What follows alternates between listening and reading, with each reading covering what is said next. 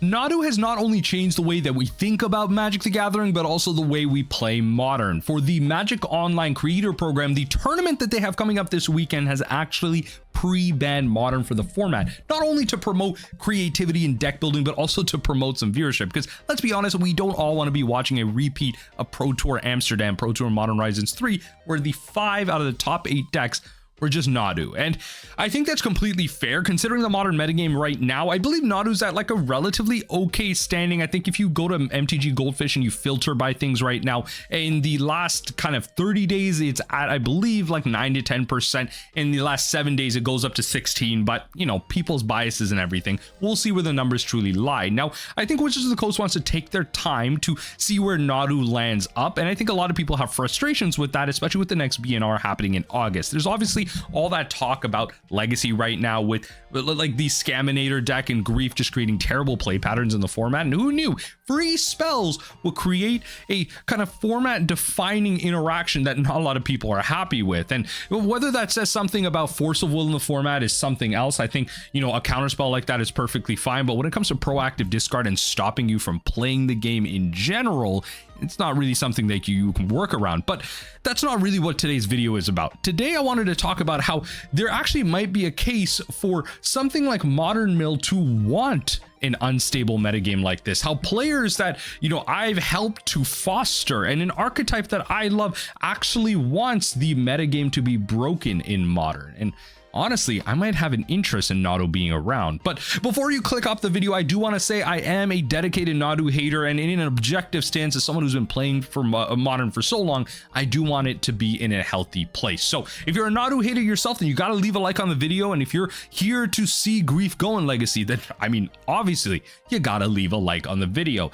But if you have other problems with the Modern metagame itself, I'd actually really like to hear it. I think there's some low-key, just real spicy takes that I think are relatively true, and it goes beyond just banning the ring. So let me know what you have in the comment section down below. I personally think Grief should also go in Modern in August BNR, but we'll see if an emergency banning happens anytime sooner. But when it comes to the topic at hand with Modern Mill, I think that really Mill shines in the very linear or kind of predictable metagames. It's been the type of archetype that's managed to take advantage of when certain decks are at the top, not something that's wide and spread out. It's not a deck that really functions well or prospers in a metagame where you have a great big of diversity because of the angles that it interacts with. And that really comes down to surgical extraction. When it comes to just taking out quality versus quantity decks, and really how I define that for me is quantity decks are kind of burn, where if you surgically remove the lightning bolt, they're still going to have the other bolt spells. They're going to still have other 3 damage sources. They're going to have other ways to do the same thing you try to stop. Whereas when you come up against a quality deck, something like a combo deck, if you were to surgically extract Living End, there's no other way to cast Living End, right? It's just not there. It's a very unique spell. You have Living Death, which is what Living End is based off of, but you just don't have what you need to have. And I think that's the key there. So these are the type of decks where if we can take out 1 to 2 combo pieces, then it's going to be great. It's the reason why decks like Amulet, Titan, and Tron have been historically terrible matchups, have had terrible matchups against Modern Mill, because for Tron, you take out a Tron land, they're done. For Amulet, you take out a Titan, and they're pretty much good. These days, things can be a little bit different with Prison Tron. I mean, 4 Chalices, 4 Trinispheres can be a little bit different, and with Titan, it feels like their game plan gets varied every single day. I mean, you take out the Titan, but then all of a sudden they're playing 1 ring and drawing into another win condition. So it's all there, and it's okay to not lose to everything. But when it comes to Nadu and something like Ruby Storm, especially when it comes to these type of very, what I would call linear strategies that want to enact one single game plan, and whether the end result is different or not doesn't really matter to me, and whether it starts off in a different way doesn't necessarily matter to me either. But it's really that those pieces coming together. What do you need to go off? And with something like Ruby Storm, it's as simple as, you know, the Ruby Amulet the Ruby Medallion, sorry, or Ral. And if by some God-given miracle I'm able to put both of those into the graveyard before their turn 2, then you know what? I'm going to be able to surgically extract them. And even if they're going off, if I can put Past in Flames into the graveyard as well and surgically extract that, then every card I put into there is a dead card to them. Heck, even grabbing Wish these days is probably relatively correct if you have perfect deck knowledge. But that really just depends on deck lists, and it's an open deck list thing. A lot of times people are playing their main kind of win conditions in the main board versus some in the sideboard. You need to have options and things that you can go to when you need to. And you have folks like Brian Cook, like absolutely kind of cooking with Ruby Storm right now and making really good changes. So I'd highly recommend you check him out at the Epic Storm for some of the Ruby Storm love that he's been giving to the archetype. But when it comes to Nadu, the deck is actually a lot simpler in the sense that there's so much searching happening. So you innately enable your archive traps relatively easily, right? And so you're playing a lot of also creature options as well. So there's a lot of points where Fatal Push is really relevant as well. So your options are there, and there's a large amount of very clear surgical targets, but really it comes down to Nadu. If Nadu is not there in the deck doesn't go off. And obviously Shuko is a good secondary option, but then a lot of Nadu decks will be playing like Outrider on Vec, which is a good option for a tutor target that you can get off of your creature tutors. So that's something that they have an option to. It slows them down just maybe by a turn if you take out Shuko, but it's not really going to be that thing that you're looking for, because then they can tutor for the Nadu, then they'll find another tutor for their on Vec there. But that's what it's about, though. It's the fact that if you take out one card, the whole deck falls apart. And if Nadu is going to be that high in the metagame, then Mill is going to be here to eat, because really what's going to happen is the control decks that can take advantage of that deck are going to be really high in the metagame. You're going to have other linear strategies like Living End, which is why you see that deck still around in the format right now.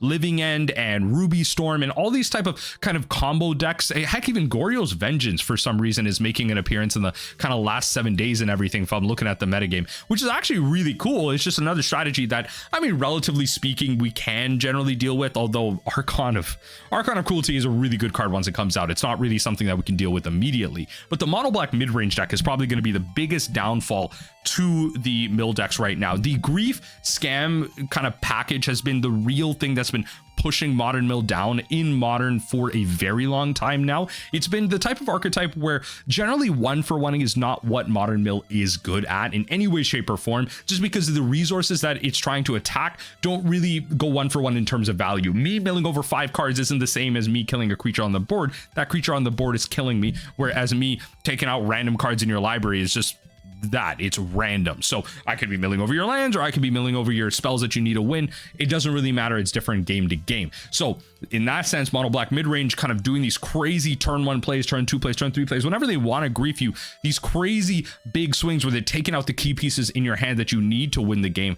That is what's going to slow the Mill deck down. But that's not what these combo decks are generally doing. They're working to protect their combo. They're not looking to stop you necessarily. So, and that's perfectly fine with me, because honestly, when it comes to a combo deck, you can't really stop me. But I will give points to Ruby Storm, though. They do have a lot of options, especially out the board. Like, they can still go off if they have a reducer. They can play a bunch of rituals, go into a wish, and go off from there. Especially if they kind of post board bring in some options into the main board. I can only surgical so many things. If they have a one of everything, then surgical is just not going to be powerful. If you put a one of your kind of each of your storm win cons in the main, that's going to be great for you. And then you play some wishes for some in the sideboard. And then heck, I see some Ruby Storm decks playing the Flage in the kind of second game as well for some grinding. That's going to be another threat that's really hard to deal with as well. And so these are the type of things that you have to contend with in the modern metagame, and that's okay. You just have to have the tools ready. That's why cards like Consign to Memory can be really powerful for Mill going into this metagame. But eventually